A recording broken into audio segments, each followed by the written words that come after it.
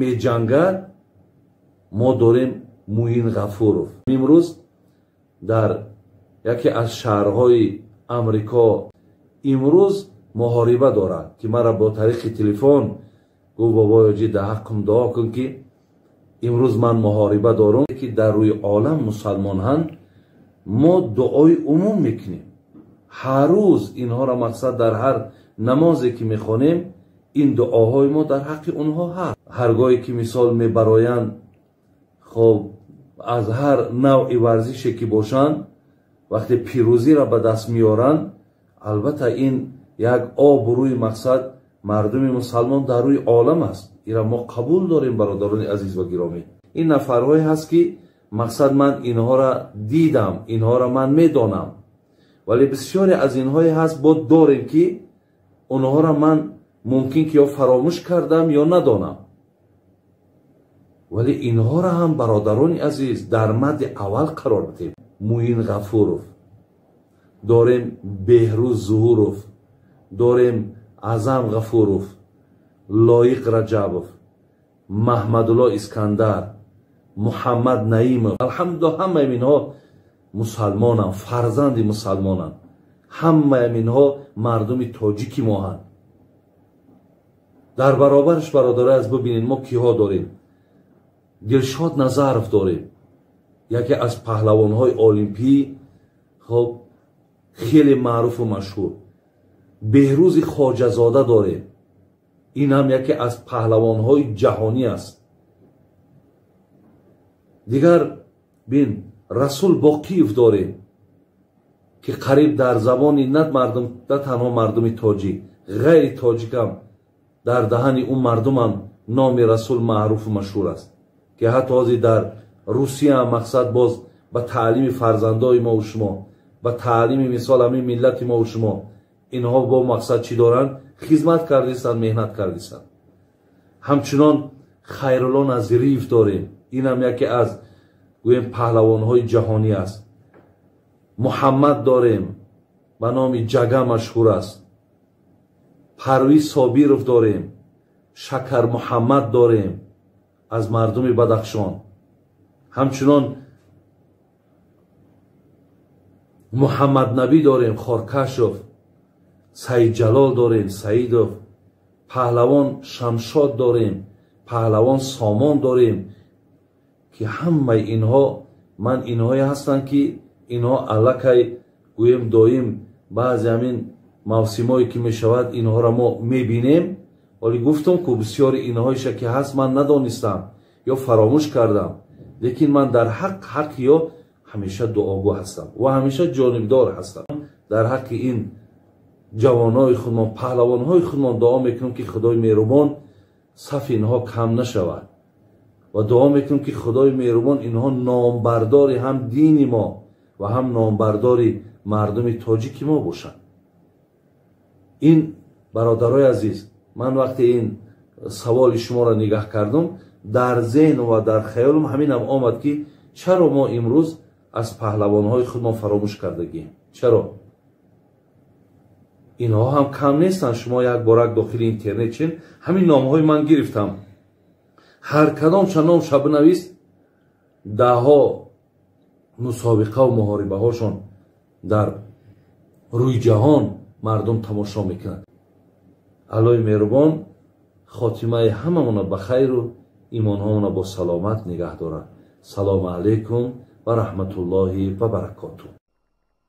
ما به تمام مخلصان خود، با تمام آن کسانی که ما را احترام میکنند، ما را دوست میدارند، ما هم اونها را دوست میداریم، ما هم اونها را احترام میکنیم و فقط خواست من، مقصد منم برای بهبودی، برای جمعیت و برای خوب کردن اخلاق جوانها من مبارزه میبرم. فقط مقصد ما همین است. این برادر ما وقتی از ما سوال کردن که آدمی نمازخوان بازم این یک فعلی ناخوبه داشته است که با دخترهایی که از پیش دکان اونها میگذشته است شوخی‌های بیجا و بجا میکرده است. خواست است که اسلام در حق این گونه جوانها چی میگوید. این فقط در حق این ذاکر اوغان نیست، بلکه امروز اکثر جوانها دخترهای راهگذر را گپ میپرتایند، با آنها شوخی ها میکنند. خدا در قرآن سوره نور نظر میکنیم: اعوذ بالله من الشیطان الرجیم قل للمؤمنین یغضوا من ابصارهم ويحفظوا فروجهم ذلك أذكى لهم إن الله خبير بما يصنعون وقل للمؤمنات يغضضن من أبصارهن ويحفظن فروجهن صدق الله العظیم. خداوند مهربان، خداوند قادر و به همتا چی به زنها چی به مردها خطاب کرد، سفارش روان کرد: ای محمد صلی الله علیه و سلم، با تمام جوانها، با تمام مردان امت خود بگو که وقتی یک زنی را که وی زنی بیگانه است، وی زن نه خواهر تو است، نه ینگه تو هست، نه خارزای تو هست، بلکه یک زن همسایه است، یک زن نیکارس است، وقتی آنها را که دیدن باید که چشمهای خود پیشی برگیرند، با آنها نظر نکنند. خدا این سپارش داده ایستاده است و به تمام مردهای امتت ای محمد صلی الله علیه و سلم خبر بده که خودشان را از زنا نگه بدارند، زیرا پروردگار آنها از تمام افعال و کردار آنها درکدار است. در دوام آیت خدا چی میگوید؟ و بگو ای محمد صلی الله علیه و سلم با تمام زنهای امت خبر بده وقتی مردهای بیگانه را که دیدن باید که به سوی آنها چشمی با شهوت نکشایند، باید به سوی مردها نظری با شهوت نکنند و خودشان را از زنا، از حرام نگه بدارند. این سفارش پروردگار برای تمام مردها و زنهاست. شاعر عرب میگوید: کل الحوادث مبدأها النظر و معظم النار من مستغرر الشرر. این شاعر عرب گفته است همه حادثه های روی دنیا را سرشویش مبدأش گفته همون چشمش از نظر کردن سر می شود. و حضرت تشبیه آوردند و معظم النار من مستغرر الشرر. گفتن چگونه که یک آتشی که چند قدر علنگه دارد اولی او را نظر کنید چند قدر خورد است، یک آتشی خورد که هست، وقتی وی بالای او که گذاشته می شود وی به علاوه خیلی کلان مبدل می شود. یعنی این نظر اول یک چیز خیلی خورده هست که باز شاعر عرب چی میگوید؟ در اساس همین میگوید: نظرتون فابتسامتون فسلام و کلام و موعد فلقا. حضرت گفتن سرشوی زنا گفتن اول از نظر سر میشود، یکم نظر میکنی، دوم فابتسامتون، دوم نظر کردن، وقتی نظر کردی به سوی تبسم میکنی، سوم فسلام، بعد تبسم کردن با او باز سلام میکنی، فکلام، چهارمش چی است؟ بعد سخنرانی تان سر میشود، فموعد، پنجمش گفت بعد جای موعد اعلان میشود به فلان جا را بیا، ششم فلقا، بعد شما با یکدیگر میرسید. اولی سرچشمش چی بود؟ نظرتون، نظر کردن، از نظر کردن سر شد. رسول اکرم حضرت علی را چی گفتند؟ لا تتبع النظرة النظر فإن لك الأولى وليس لك الآخر. علی گفتند یک بار که چشم تو با این زنها میگذرد در یک بار خدا تو را محاسبه نمی کند، خدا تو را عقاب نمی کند، خدا تو را عذاب نمی دهد وقتی یکم بار یک بار نگاه میکنی. ولیس لک الاخر. لیکن علی بدان که دوم بار وقتی نگاه کردی این دومش به ضرر توست. یک بار نگاه کردی ضرری ندارد، زیرا وی فوق‌العاده شد، نافهمیده شد. لیکن دوم بار از روی شهوت وقتی نظر کردی الکه اینش به ضرر تو حل می شود.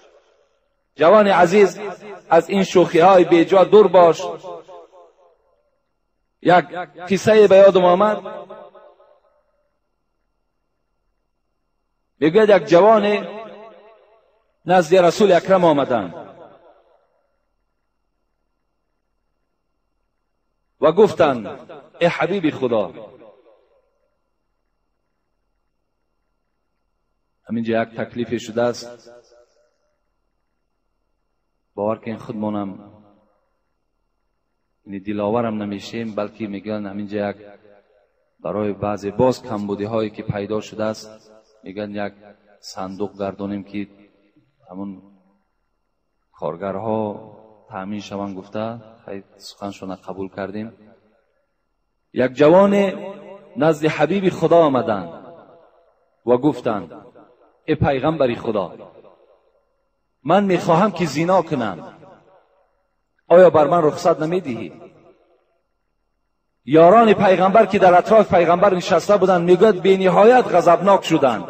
گفتند این پیغمبر خدا را مسخره میکند. وای نمیداند که پیغمبر خدا دائما به ضد زنا از آیه های کریمه صحبت میکند. میگه رسول اکرم که بسیار آدمی با صبر و مهربان بودند چیکار کردند؟ در حال جوان را گفتند نزد من نشین. گفتند نشست. گفت ای جوان، گفتند زنا میخواهی؟ گفت بله زنا میخواهم. گفت آیا میخواهی که با مادر تو کسی زنا کند؟ گفت نه ای پیغمبر خدا نمیخواهم. گفت میخواهی که با زنی تو کسی زنا کند؟ گفت نمیخواهم. گفت میخواهی که با اپی تو کسی زنا کند؟ گفت نه نمیخواهم. میخواهی با خواهری تو کسی استراحت کند؟ گفت نه نمیخواهم. با خاله و با عمت میخواهی کسی استراحت کند؟ گفت نه نمیخواهم. گفت پس ای دادر عزیز، ای جوان عزیز، یقین دان که آن زنی که با تو استراحت میکند وی هم یا زن یا مادر یا دختری کدام برادری تو هست. این جوان میگه از جای خود خیست. گفت پیغمبری خدا در حق من دعا کن. رسول اکرم 3 دعا کردند. پروردگارا فرج این جوان را از زنا نگه بدار. پروردگارا دل این جوان را صاف و مجلا بگردان. پروردگارا گناهان این جوان مغفرت بگردان. آمین یا رب العالمین کردند. جوان از جای خود خیز گفت به خدا قسم در روی زمین از محمد دیده دیگر رفیق ندارم، از محمد دیده دیگر محبوب ندارم، بجز دوست من فقط و فقط محمد است، من وی را دوست می‌دارم. این جوان از پیش رسول اکرم فارغ شده. بسیار خوب می شود جوانای عزیز امروز از نظر کردن، امروز با این زنها یک جایه شدند، استراحت کردند، فقط خواهر و اپی ختان پیش نظر بیارید. از این عمل دور باشین، زیرا خداوندم در قرآن برای شما تذکر میدهد، یادآوری میکند ولا تقربوا الزنا انه کان فاحشه و ساء سبیلا. خدا در قرآن میگوید ای بندگان من، کسی دعوا میکند که بنده خدا هستم به زنا نزدیک نشو، زیرا زنا چی یک بدفعل و چی یک بدراهی هست. شما وقتی اگر زناکار شوین جوانای عزیز، دیگر شما حیات شیرین نمیبینید، شما دیگر با زنتان معامله خوب کرده نمیتانید، دیگر زنتان دوست نمیدارید. برای شما ان دخترهای کوچه محبوبتر میشود. شما دیگر با یک زن زندگی کرده نمیتانید، بلکه در حال روز به روز طلاقی تو زیاد شدن میگیرد. این بسیار اثرهای ناخوب دارد.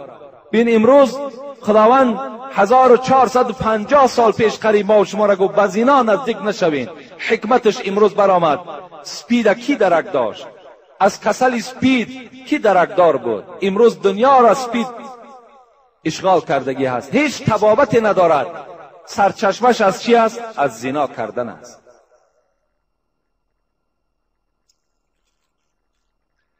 درود و رحمت خدا بر شما باد ای برادر عزیز و داملای شیرین بیان حاجی میرزا.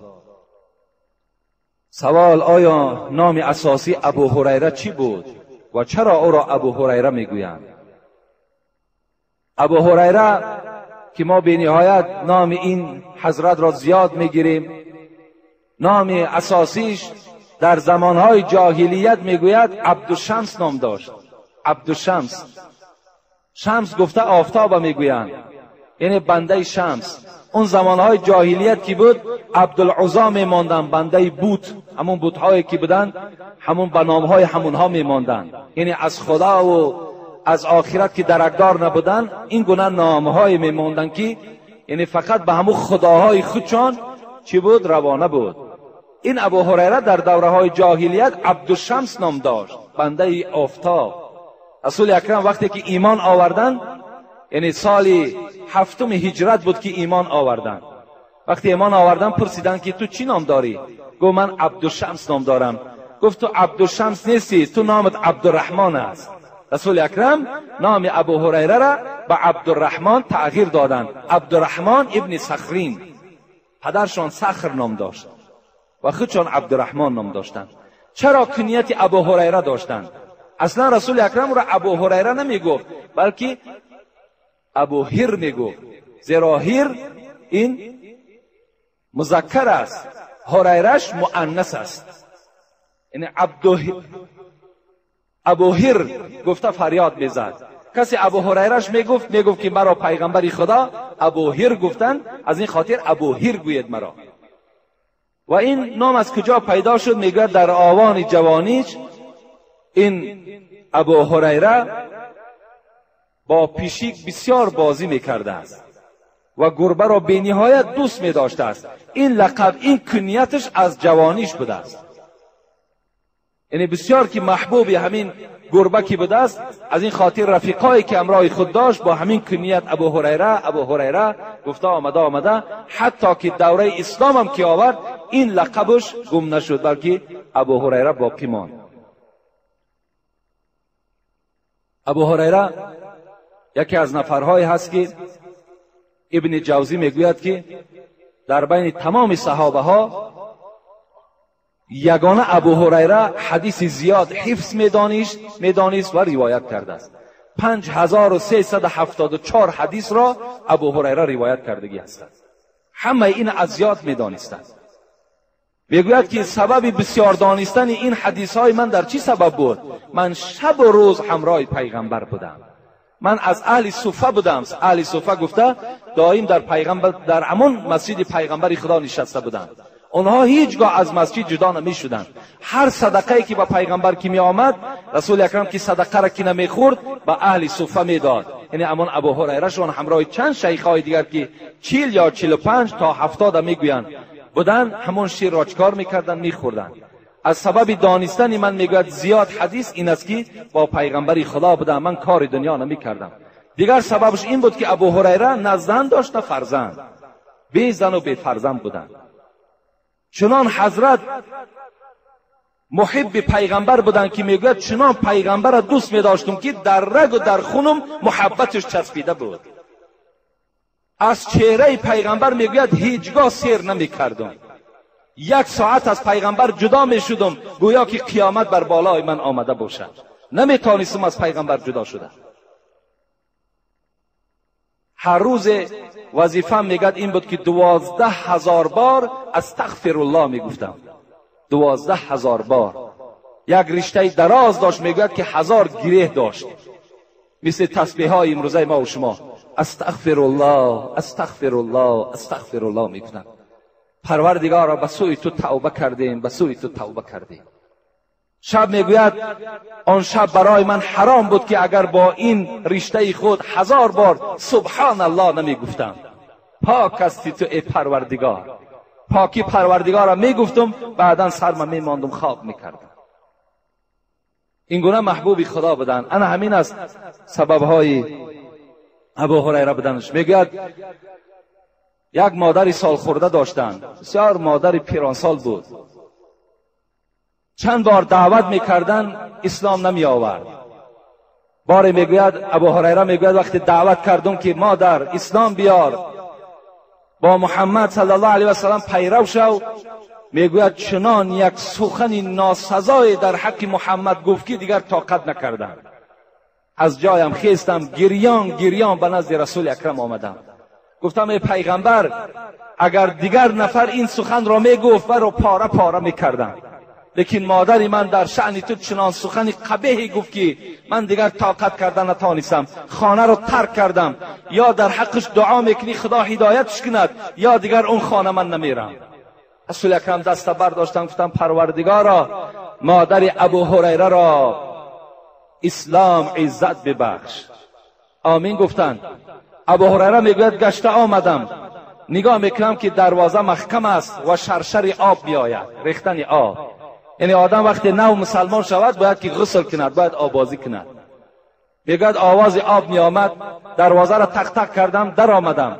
گفت ابو هریره نزدیکتر نیا که من برهنه هستم، من آبازی کرده ایستادم.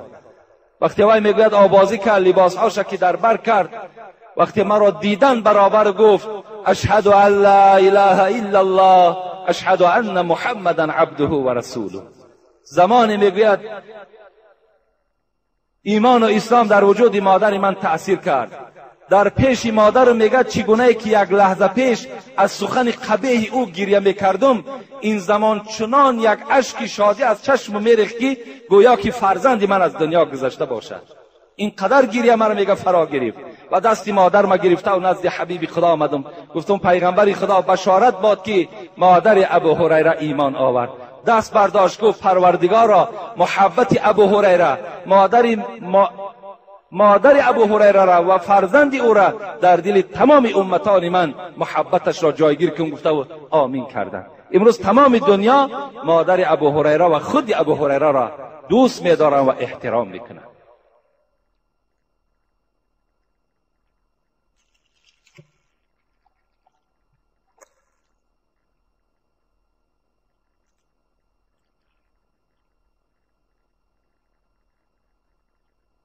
سوال ها است.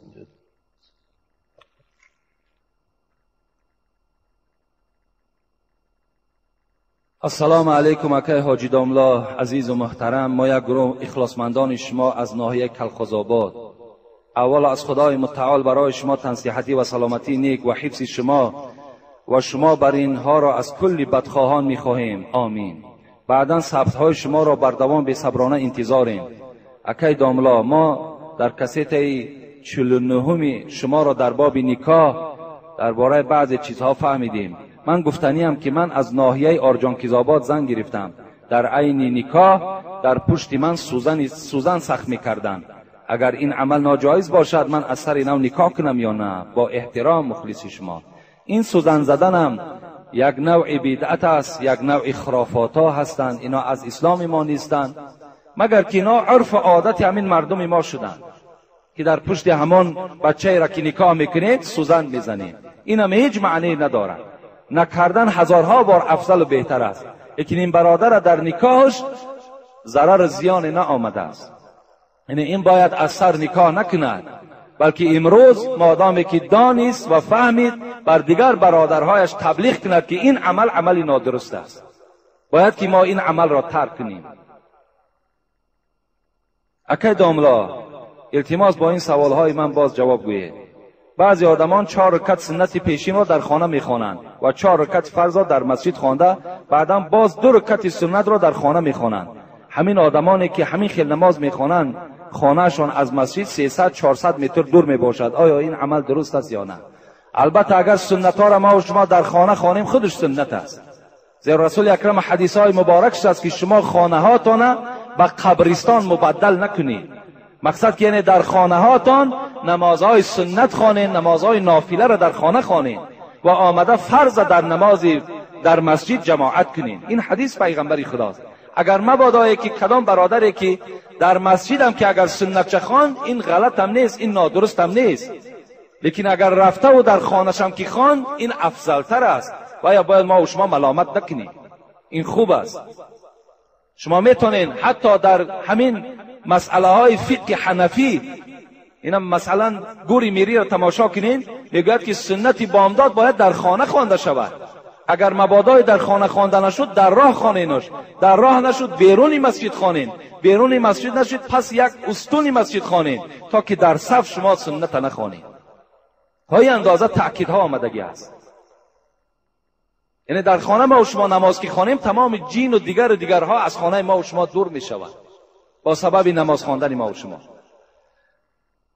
تقدیر چیست؟ انشاءالله اینجا تقدیر در سوال کردن، من جمعه آینده در باب تقدیر با شما صحبت میکنم. چهارم، ختم خوجه چی درجه دارد و ختم قرآن چی درجه دارد. یعنی بغیر تقدیر 4 سوال کردن، 3 سوالش جواب میگیم.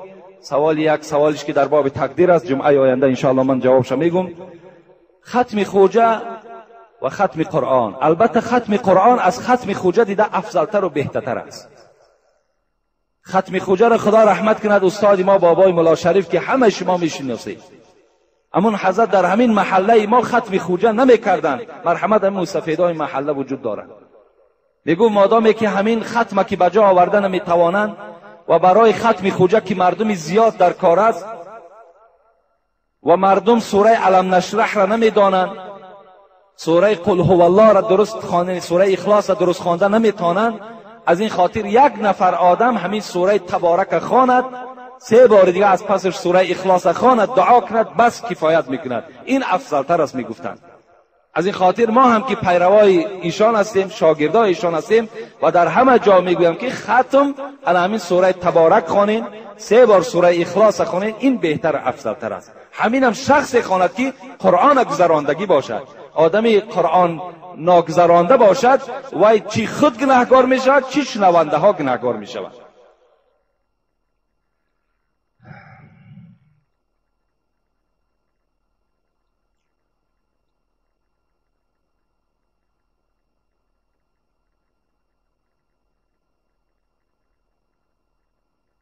سوال دراز.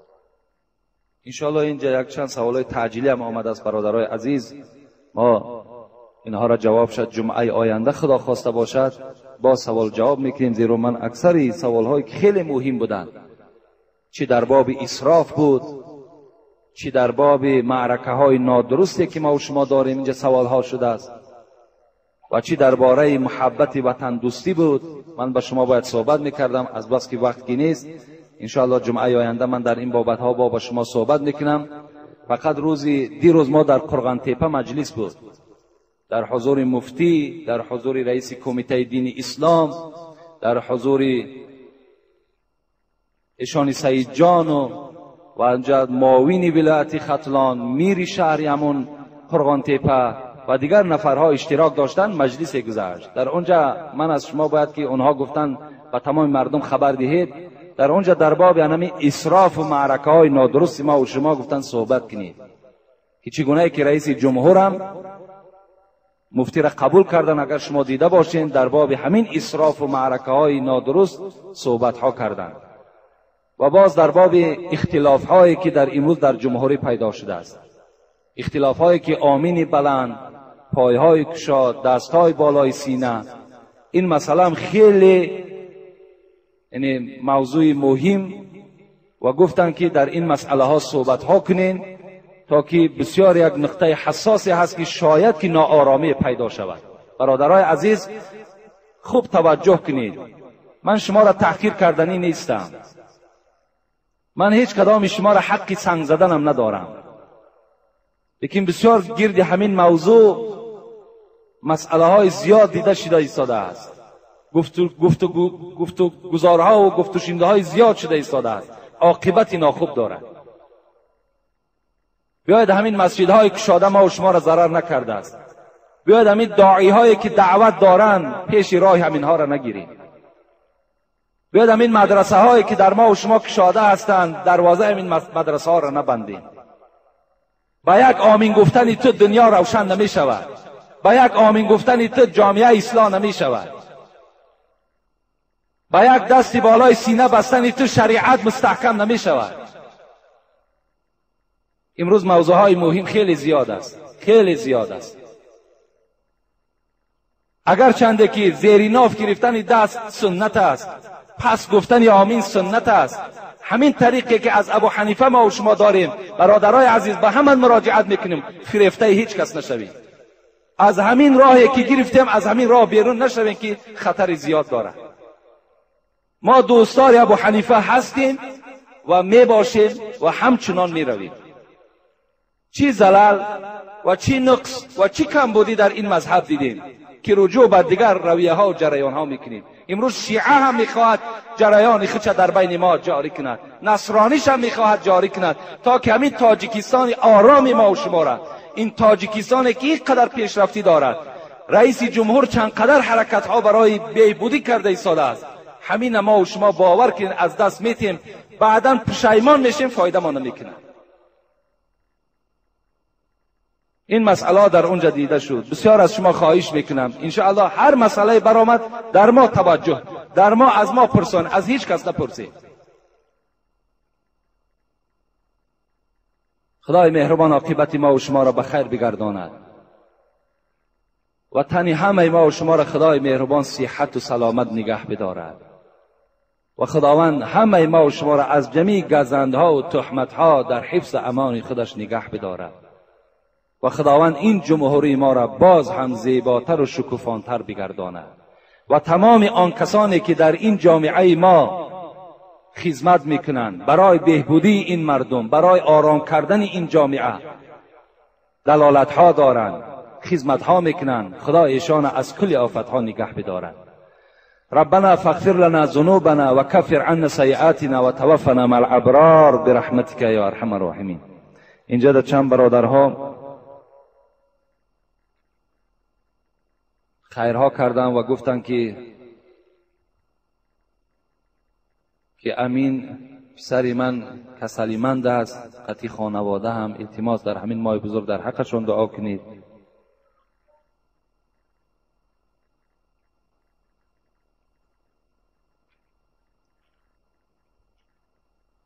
اکی سرخان ظاهرشاه 50 سامانی آمده است که در حق ما دعا کنید. برادرمان سنگ، اکی سنگ داماد اکی مولانا 150 سامان آورده دادن. خیلی من سومش نامگیر نمی کنم. برادرمان ولی و سفرمد آورده یاردم کردن برای کاری مسجد. حاجی یوسف جان، حاجی نعمت، ترسون، اکبر، اکی مظفری که اکسکواتری که در این بیرون کار کردن، اکی رئیس کریم خان در اینجا سهمیخشان گذرانیدن، حاجی سرخان همراه پسرانش